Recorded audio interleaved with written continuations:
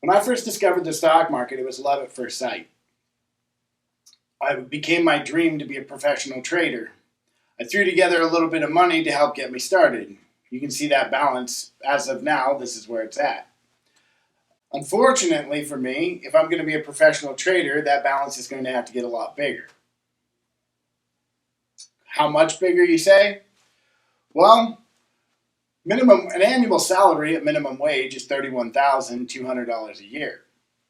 So if I'm going to make it as a trader, I'm going to have to at least beat that. Now, as a trader, there's 252 trading days a year. 31,000 divided by 252 gives you about $125 $25 a day that you have to make. I'm logging this journey here in the Russel Journal. I'm Russell, and this is my journal entry for today, Tuesday, November 8th, 2022. Coming into today, we have you're in election day. And right now, what everybody's anticipating in Election Day is obviously the Election Day rally. They're expecting right now what's being projected is a Republican sweep. We don't know if that's going to happen or not. Frankly, I'll get up tomorrow and react to the news of which one it is. I don't have a dog in the fight. Coming into today's price action, I really, if I had anything to say about it, I'm really confused as to what exactly is going on. I really am. So what you got here is the SPY chart. This is a 30-minute chart, and we have on the extended hours trading. Coming into today is really so far from what you would expect. I expected SPY to trade within a range. That is something that I absolutely expected. The S&P to trade within a range. When we got this big move up, I was really pretty well confused. And to be honest with you, this move up, we've made it all the way to 385, and where we should have gone from there is all the way to 388. Okay, and the reason we should have gone to 388 is because that is where the 18-week moving average is. Down here, you are above the 18-day moving average, which I will show you when we go through this, when we go through the actual exercise, right? This is just sort of discussing the price action. We get this move up. And then out of nowhere, this massive sell-off and this rebound right here.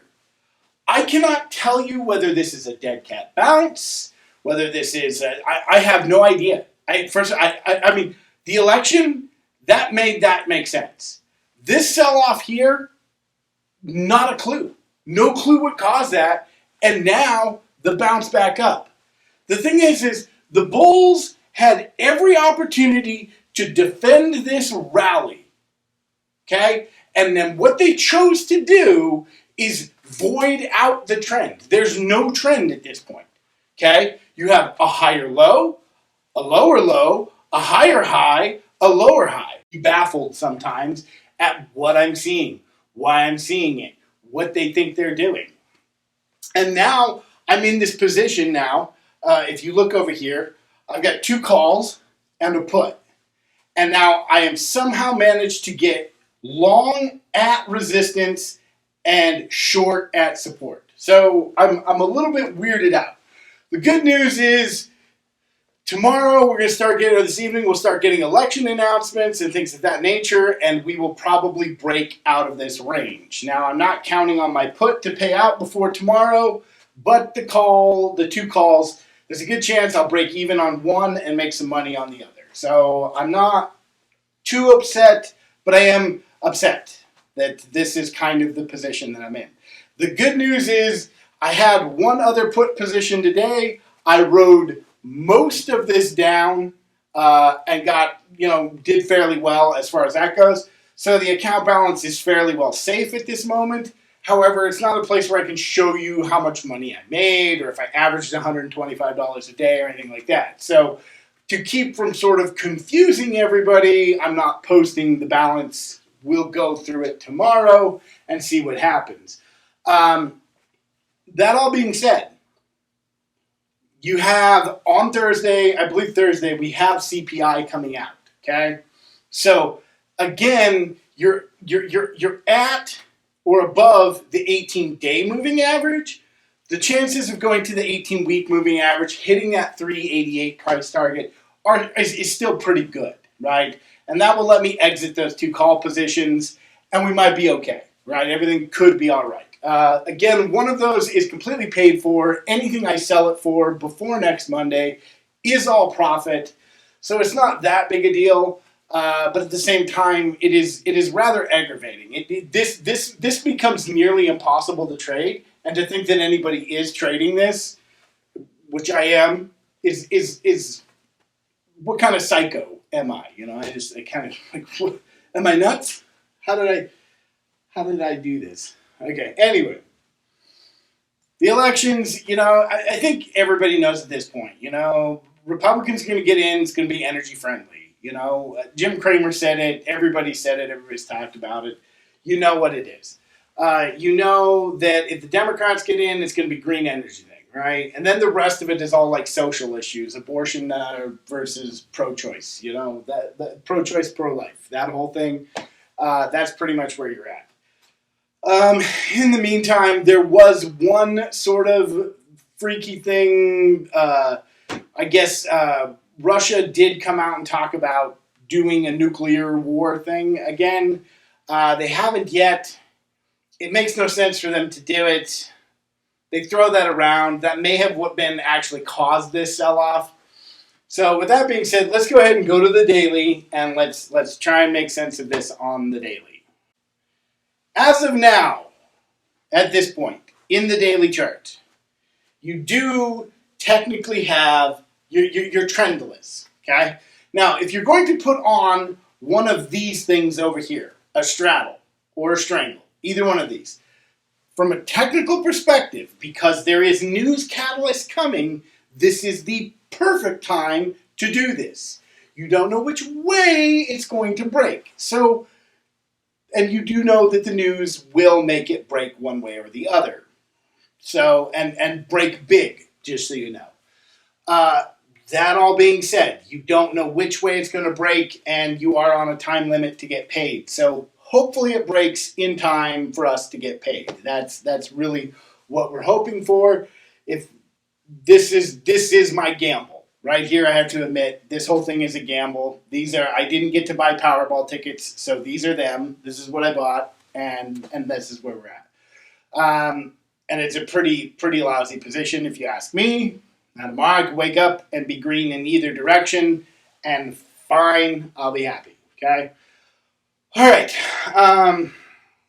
go again. So our trend. You are void of trend. You, for all intents and purposes, high or low, okay? Low or high. That's what you have, okay? Your momentum is down, and your bias is up, okay? So you're long biased above this dotted line, the 18-day moving average, right? But you're no trend. So you don't know really what to trade against. You're waiting for a trend to set itself in motion, right? Now, I'm not fast enough to recognize when a trend sets in motion. That's why I put on this strangle. Woo, yeah, right? So I'm there in advance, a little too advanced sometimes. And again, your momentum is really, honestly, I listened to Ira Epstein talk last night, and he said this is flat. Your momentum is basically flat. That's where you're at with it. So, again, good time for a strangle or a straddle. Hopefully you're not confused. Hopefully your puts are in at resistance and your calls are in at support. So you're moving in the right direction either way. I'm bass backwards right now, and I'm not happy about it. Can I go to the VIX? One of the things that we talked about yesterday was a real market surprise, something that I have been I've been playing with in my brain, and I was playing with my brain. You got this wedge right up in here, okay? That wedge right there. You can see we fell out of that wedge and broke down. And again, really finding it super convenient how that crossed those two tops, and it's held that as the bottom trend for a while. Again, when there's usually about to be some type of super breakout, this is actually the trend that you see. This is the pattern that you see. Now, again, I'm not expecting a market crash until January or so, if it happens at all. Right now, there's a lot of eyes on the market. So there's a lot of people really moving to take advantage of things before they really do break. However, the Fed wants to break something. They need to break something. And they pretty much need to break the job market. That's what has to go. And with it will probably go the housing market. Does that mean you're going to get a 2008? Probably not. Does that mean you get a 2020? Probably. Probably have a crash that lasts a couple months, and then we'll be right back on schedule as soon as they crank up the money printers. But anyway, we are looking at this again, kind of following it. I really do think you're going to come back up here and retest this line at some point. However, you do have your Bollinger Bands here. However, they are tightening, just so you know. The Bollinger Bands here are starting to tighten. You can tell that, which usually signifies we're getting ready to make a move in one direction or the other. Oh, wait, no, they're not. That's not tightening. Never mind. Forget I said that. I thought you were. Yeah. You could get a move all the way back up here. You'll need this. Well, and you can see you unembedded, right? You're losing your embedded reading on the slow stochastic. So you're headed for this 18-day moving average. That's really where you're headed for. Anyway, that's going to do it for me today. The Russel Journal is written, edited, hosted by me, Russell Liss. We are produced by Social Media Shows. Our executive producer is Maria Pereza. Give them a check out if you want to start a show like this. Hit that like and subscribe button, and until tomorrow, pretend I said some sort of catchphrase.